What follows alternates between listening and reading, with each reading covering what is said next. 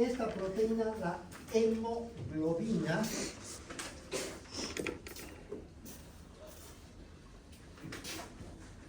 es una proteína compleja cuyo nombre también ya es complejo. El nombre, ¿ya? Es una palabra compuesta que está formada por un prefijo M, ¿ya? Que sería el grupo prostético. Y la globina sería la proteína simple. Entonces, el grupo M, al unirse a la proteína simple, la globina, va a formar la hemoglobina. Ahora, la hemoglobina, al tener el grupo prostético, el grupo M,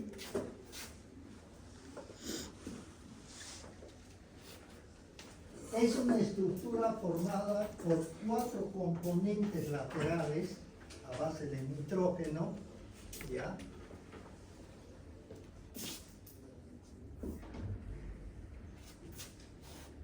¿Qué quiere decir tetra? 4. Por 4 estructuras tetrapidólicas que van a estar unidas o van a tener como núcleo esta estructura, esto se llama grupo M, va a tener como núcleo el hierro. Este hierro es el responsable, como estamos hablando de color, es el responsable de la coloración rojiza de la sangre en los organismos superiores. Mamíferos superiores es el responsable la presencia del hierro. Y el hierro es a su vez también responsable de captar o asimilar el oxígeno. Gracias al grupo M, es el oxígeno que viene por la respiración, es captada por la hemoglobina. Por el grupo M en particular, es captado el oxígeno y distribuido por todo el organismo. Cuando esta hemoglobina transporta el oxígeno, ¿qué se llama? Cuando la hemoglobina transporta el oxígeno, oxihemoglobina. Está transportando el oxígeno. Se llama oxihemoglobina. ¿Por qué les doy este dato? Porque resulta que en el proceso de la respiración, en la inspiración, introducimos oxígeno, ¿verdad? Y en el proceso de la expiración, eliminamos el dióxido de carbono. Bueno, este dióxido de carbono, nosotros tenemos unos sensores que en el cuello, unos sensores que nos permiten a nosotros identificar una zona donde estamos que sea carente de oxígeno, ¿ya? ¿Por qué? Porque al ser carente de oxígeno, nosotros vamos a respirar más rápido, ¿no? ¿Sí? ¿Eso se refiere a los vasoreceptores? Exactamente, que están acá. ¿Y qué es lo que van a hacer? Aumentamos la frecuencia respiratoria. ¿Con qué fin aumentamos la frecuencia respiratoria? Con la finalidad de poder captar mayor cantidad de oxígeno. Ese receptor que tenemos en el cuello nos dice, respiren más rápido, hay mucho dióxido de carbono. Ese receptor capta el dióxido de carbono y nos dice, aumente su frecuencia respiratoria. Es el dióxido de carbono. ¿Por qué les aclaro? Porque hay otro componente que es mucho más tóxico y letal, es este, ¿qué se llama? Monóxido. Monóxido de carbono. Este es mucho más tóxico y tiene una desventaja. ¿Cuál es? Que el receptor del cuello no lo capta. Por lo tanto, si nosotros estamos en un ambiente donde hay monóxido de carbono, no nos vamos a fatigar. vamos a respirar normalmente, pero en lugar de inspirar el oxígeno, ¿qué vamos a inspirar? El carbono. Vamos a inspirar el carbono y al inspirar el carbono, ¿qué va a pasar?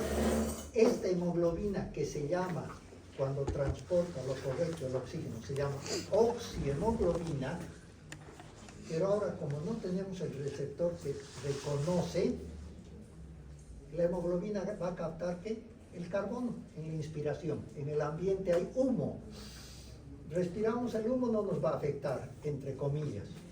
No nos vamos a fatigar. Pero ese humo que entra, como no tenemos el receptor, va a ir directamente a la hemoglobina. Y la hemoglobina va a transportar el carbono. ¿Cómo se va a llamar en este caso la hemoglobina? Carboxihemoglobina. Y por eso es que la gente puede morirse ya sin darse cuenta. Porque no se fatiga. Si estamos en un ambiente como este, totalmente cerrado, como 80 estudiantes acá durante 10 horas, yo les garantizo que la frecuencia respiratoria de todos nosotros va a aumentar mucho. ¿Por qué? Porque cada vez en este ambiente va a haber menos cantidad de oxígeno, pero va a haber ¿qué? Mayor cantidad de dióxido de carbono. Entonces, vamos a comenzar a respirar más rápido, la frecuencia respiratoria va a llegar a 25 o más, normalmente a 14, pero va a aumentar la frecuencia respiratoria porque el ambiente acá está con dióxido de carbono y eso capta el receptor y nos dice aumenten la frecuencia. ¿Qué pasaría si estamos en un ambiente similar? Pero lo que hay es humo, ¿ya? El humo es el monóxido de carbono. Es muy poco, ay, que los ojos nos incomoda un poquito el humo, ¿ya? Pero el humo, como no es captado por el receptor, no nos va a fatigar. Hay personas que en un ambiente cerrado un ejemplo verídico, han colocado por el frío hojas de eucalipto en un baño María, o sea, en agua, para fluidificar el ambiente. Se secó el agua del recipiente y comenzó a humear y la persona durmió tranquila hasta el fin de sus días. Comenzaba a respirar de dormido sin fatigarse el monóxido de carbono. Por eso que este gas, el monóxido de carbono, es mucho más letal que el dióxido, porque el dióxido nos avisa. Bueno, eso es lo que podemos comentar por la hemoglobina. Ahora veremos la hemocianina.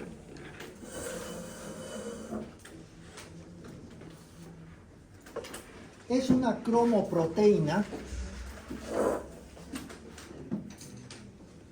que se caracteriza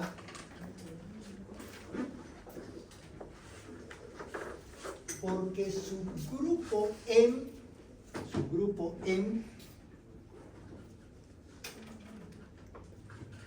presenta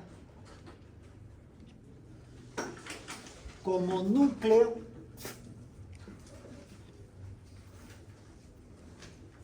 al cobre. Curioso. Al cobre.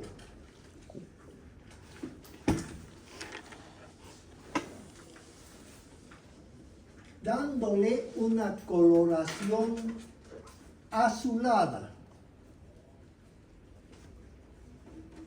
Una coloración azulada. Está presente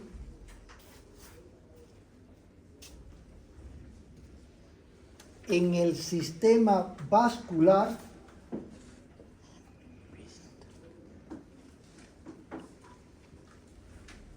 de los calamares, de los pulpos, Pues eso sangre. Pues.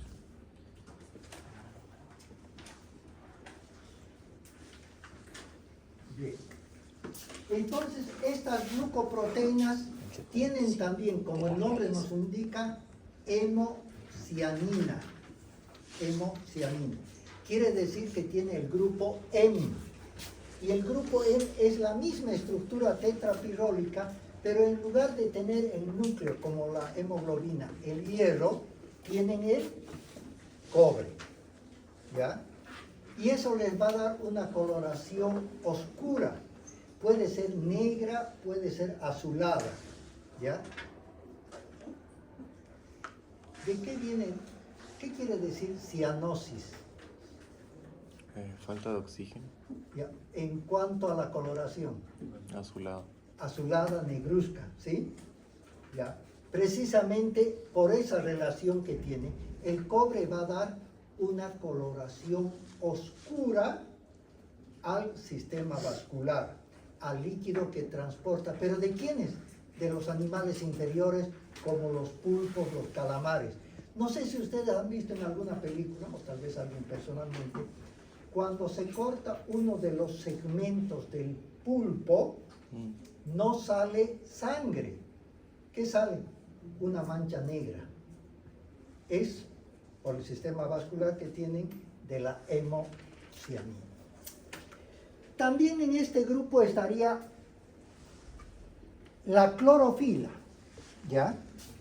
Doc, una consulta. Sí. ¿Podría haber un organismo que tuviera en vez de cobre, plata en el grupo M? Porque como tiene los mismos electrones de valencia, está en el mismo grupo. Claro, pero No sé. no le podría decir porque en la estructura normalmente de los seres humanos no hay plata, no hay. Entonces, teóricamente no podría haber en un ser. Tendría que haber en un planeta que tuviera una presión.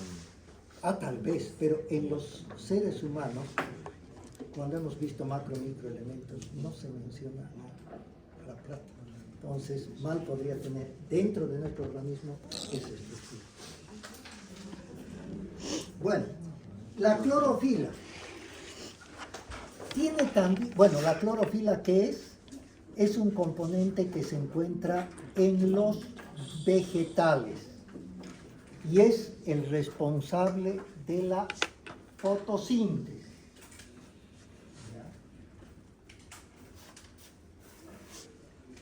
Tiene una estructura similar a la hemoglobina y a la hemocianina. Pero en su núcleo, ¿qué va a tener? Cloro. Cloro. Nada, uno piensa que es cloro. Magnesio. Magnesio. Justamente lo que decía su compañero, lo más lógico de pensar que la clorofila es porque tiene cloro. La clorofila es porque es verde y la coloración verde la da el magnesio. ¿Ya? El magnesio. Y esto es responsable de la fotosíntesis. Fíjense qué bien estructurada está nuestra naturaleza, que nosotros en la respiración eliminamos una sustancia que es tóxica, que es el dióxido de carbono, ¿sí? Es tóxico. Ese dióxido de carbono es el elemento fundamental para las plantas. Absorben el dióxido de carbono, por eso se llama el pulmón de la naturaleza de las plantas, absorben el dióxido de carbono y ¿qué hacen? A través del ciclo de Gill y de Kelvin, transforman el dióxido de carbono en oxígeno. Nosotros inspiramos oxígeno, eliminamos dióxido de carbono. Las plantas absorben el dióxido de carbono y nos proporcionan el oxígeno. Ahora, esto les decía que para algunos autores no sería significativo por la cuestión de las proteínas. La proteína es muy elemental en esta parte de los vegetales. Entonces, por eso es que pueden decir en algunos casos, pero no se consideraría como directamente una cromoproteína, porque la cantidad es mínima. Pero de todas maneras, por la misma estructura, por el color, es que se puede o no tomar en cuenta. Bien. Eso es las cromoproteínas. Ahora vamos a ver otra variedad de proteínas complejas.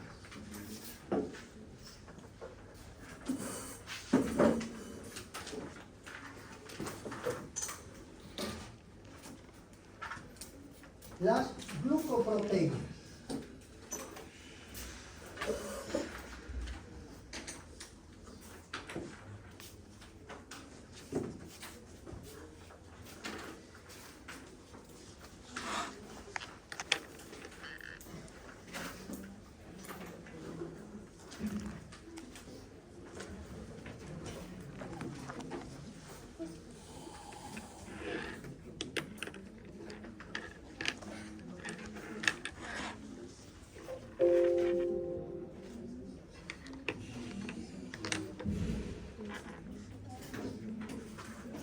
Atento a la lista y silencio, por favor. Una compleja. Las glucoproteínas son proteínas complejas cuyo grupo prostético está formado por hidratos de carbono.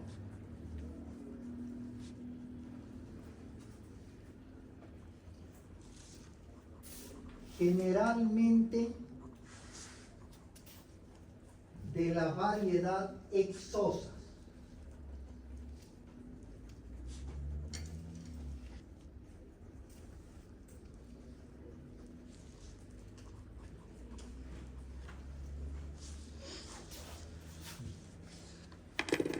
Dentro de las glucoproteínas tenemos a la glucosamina y a la galactosamina.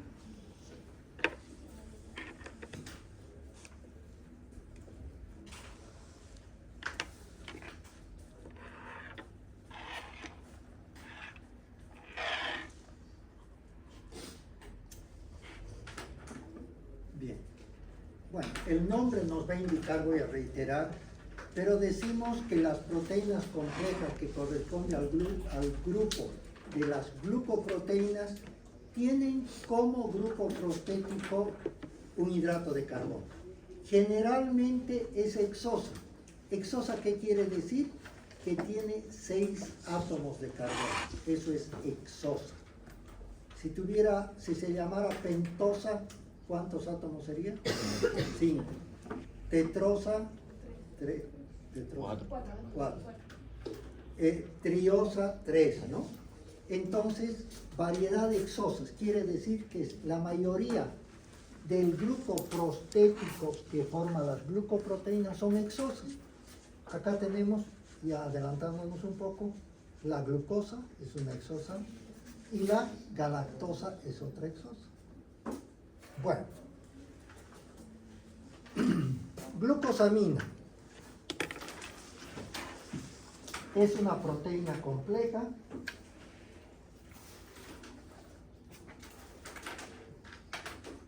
que como grupo prostético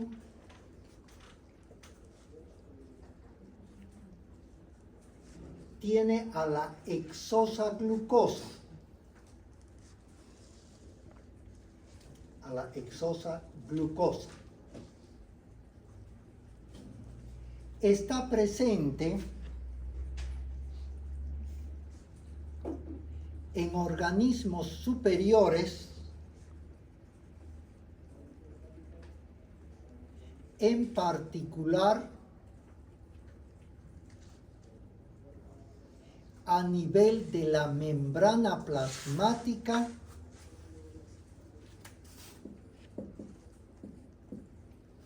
donde representa aproximadamente un 5% de su estructura.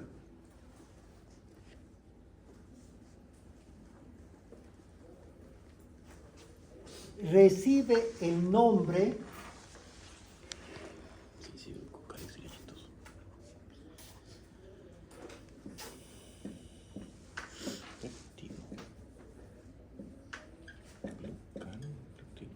el nombre de peptidoglicano.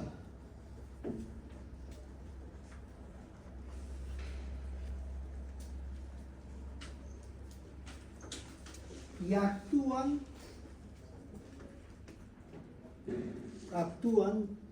como sensores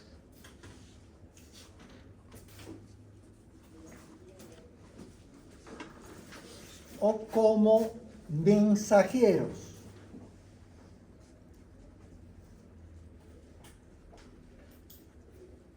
En los organismos inferiores,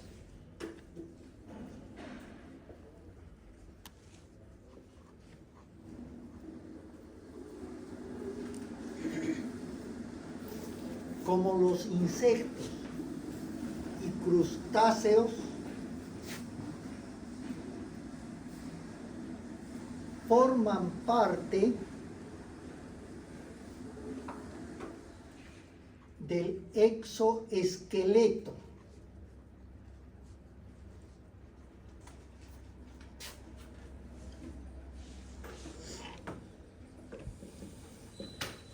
Bajo la forma de glucosamina.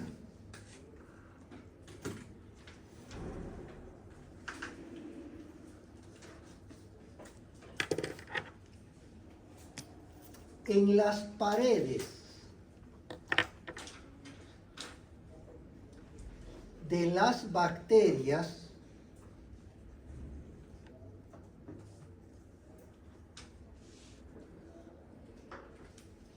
constituyen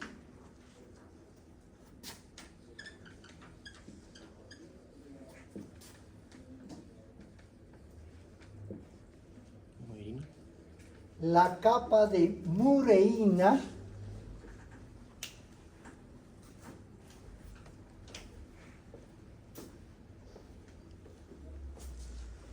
está formada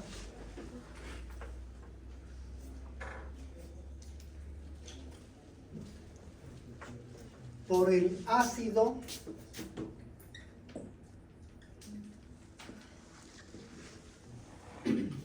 N-acetil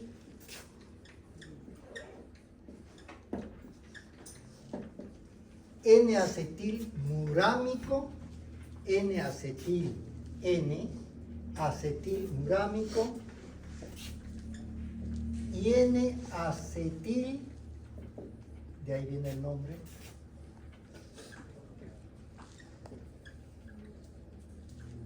N-acetilglucosamina.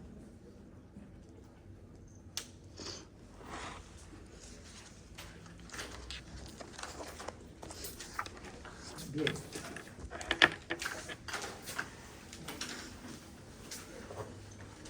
Entonces, viendo la primera parte de las glucoproteínas, aquellas que tienen como grupo prostético a la glucosa, es decir, a una hexosa, un hidrato de carbono hexosa. Normalmente forman parte de las estructuras de organismos superiores y de organismos inferiores. En los organismos superiores, ¿ya?, tipo mamíferos, los seres humanos, van a formar parte principalmente de la membrana plasmática. Si ustedes recuerdan, la membrana plasmática de toda la célula está formada por diferentes capas. Una capa externa de proteína, una capa media de lípidos y una capa interna de proteína. Esa es la estructura. Y eso equivale en cuanto a su composición química el 95% de su estructura. La del medio se llama bicapa lipídica porque son dos capas de lípidos. Proteína, bicapa lipídica y proteína. Y un 5% es un glucopéptido o peptidoglicano, da lo mismo, glucopéptido o peptidoglicano, que es el 5%. ¿Qué se llama ese glucopéptido? Estamos hablando de glucosa y proteína. Se llama, no se llama, se llama glicocálix o glucocálix. Glicocálix o glucocálix.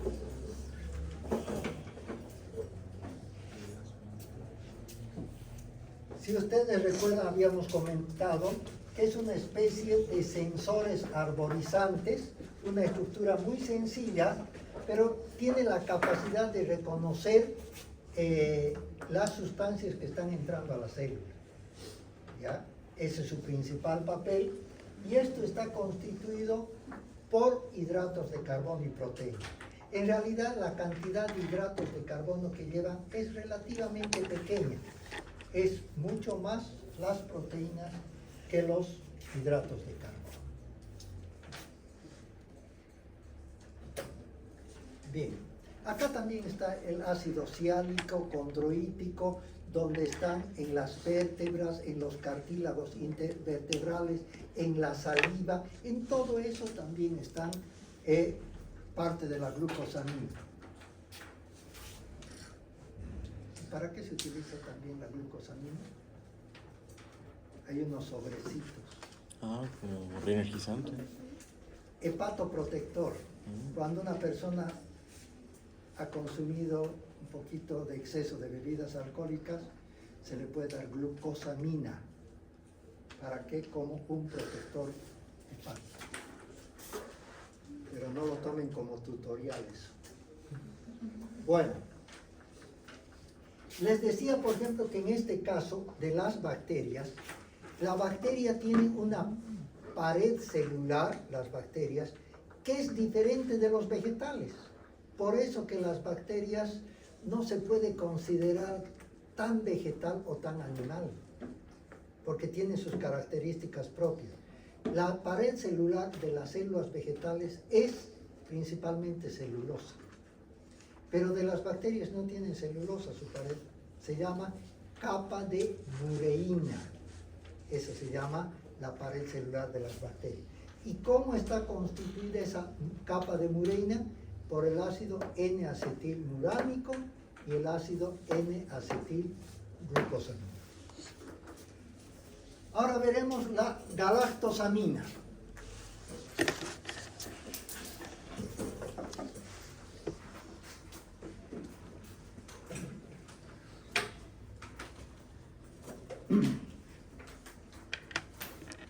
Es una glucoproteína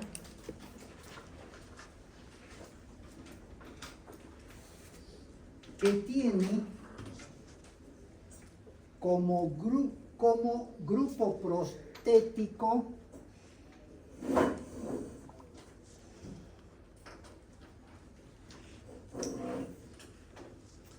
a la hexosa galactosa,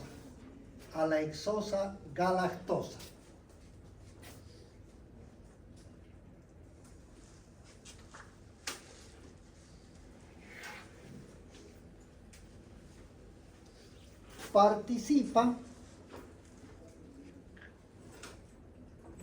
en los procesos de formación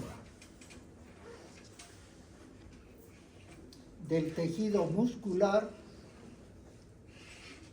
y del tejido óseo.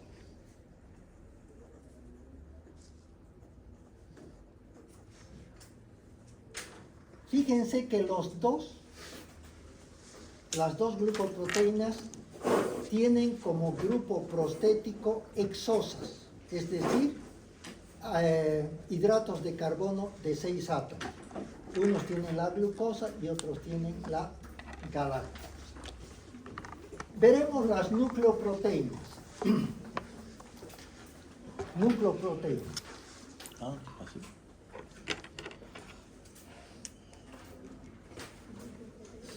Son proteínas complejas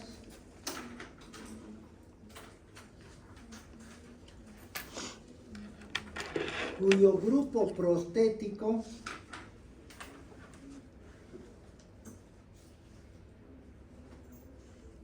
está formado por hidratos de carbono pentosas.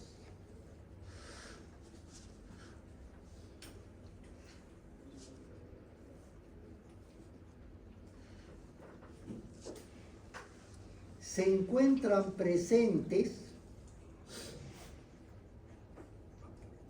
en los ácidos nucleicos.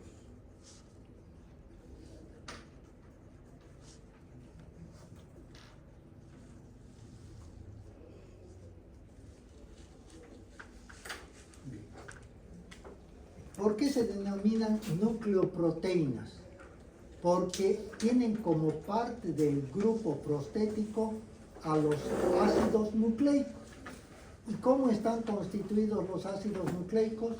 Por la pentosa ribosa. Por la pentosa, por pentosas. Después ya vamos a ver si es ribosa, si es desoxirribosa. Bien, dentro de las nucleoproteínas tenemos a las ribonucleoproteínas.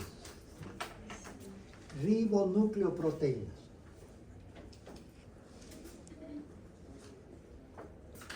Tienen como grupo prostético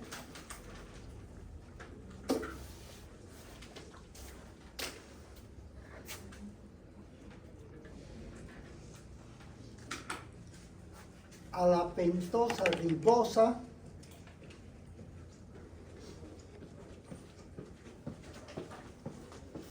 del ácido ribonucleico. Del ácido ribonucleico.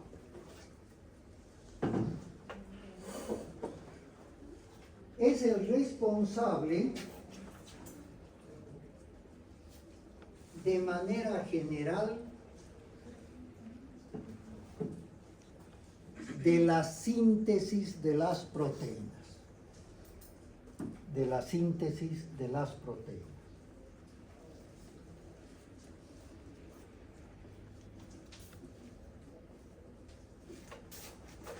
Las desoxirribonucleoproteínas. Las desoxirribonucleoproteínas son proteínas complejas que tienen como grupo prostético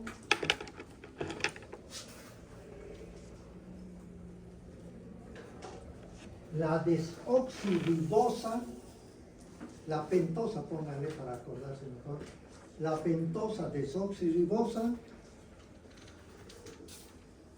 del ácido ribonucleico.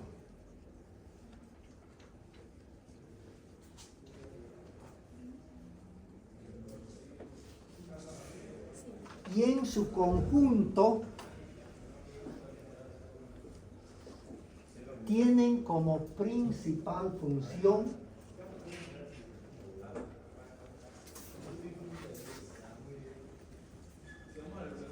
el almacenamiento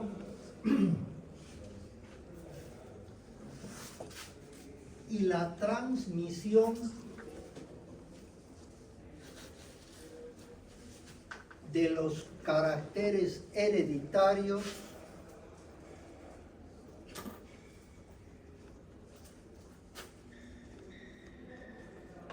de progenitores hacia sus descendientes.